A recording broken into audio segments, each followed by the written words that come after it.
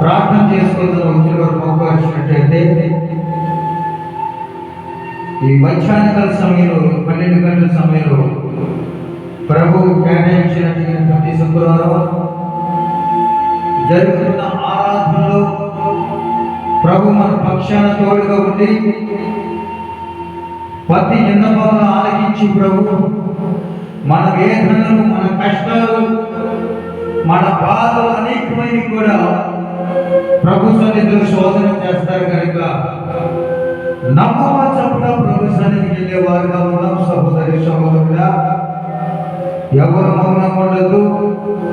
వచ్చిన వారి విశ్వాసంతో దేవుడు నాతో మాట్లాడాలి, దేవుడు నాకు మంచి అవకాశం ఇవ్వాలి, దేవుడి సన్నిధిలో నన్ను బలపరచాలని ప్రతి ఒక్కరు కూడా మోకరించి మన కుటుంబంలో ఉన్న పరిస్థితుల గురించి ప్రభువుకు తెలుసు. సహోదరి సహోదరుడా, అయినా సేవకులకు చెప్పుకోవాలి, సేవకులు లేదట ప్రార్థించాలని సన్నిధిలో ప్రార్థించాలి.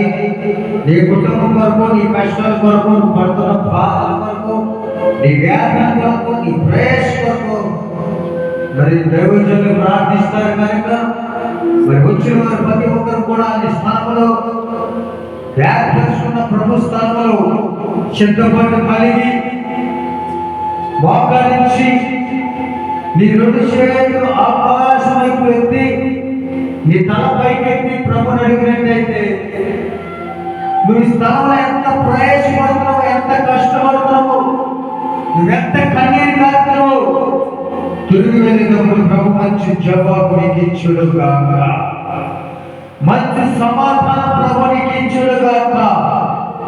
నీ కష్టాలు, నీ బలహీనతలు, నీ వ్యాధులు, నీ శోధనలు ప్రతి ప్రభు సన్నిధిలో వేదన కలుగునుగా ప్రతి ఒక్కరు కూడా మోకరించారు. మహాగణుడు పరిశుద్ధులు సర్వాధికారుడు సకల కారులకు తండ్రి స్తోత్రాలు. మహిమ కలిగిన దేవుడా, సర్వాధికారుడు ప్రభు, ఆశ్చర్యకరుడు దేవా, నీ కారణాలు నిన్న నేను నిరంతరం వెలుగుతున్నవాడు, చూస్తున్నవాడు, మా సమస్యలు, మా ఇబ్బందులు, మా శోధనలు, మా అనేకమైన ఆలకిస్తున్న దేవానికి స్తోత్రాలు. అయా మరి ఆరాధన ఎంతమంది బిడ్డలు ప్రయాణం చేస్తున్నారు, ఎంతమంది బిడ్డలు సిద్ధపడి వెళ్ళి వస్తున్నారు, వారి పక్షాలను ఉండి నిలబడి అభిషేకం నింపబడును గాక, ఆత్మకార్యాలు జరిగించబడును గాక.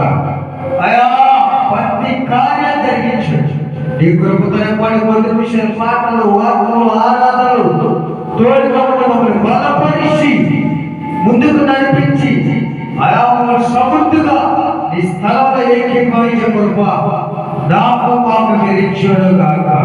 నీ కృపణ దయ సహాయం చేయమని నజరేయుని పరిశుద్ధ నామములో వేడుకుంటున్నాము తండ్రి. ఆమేన్, ఆమేన్.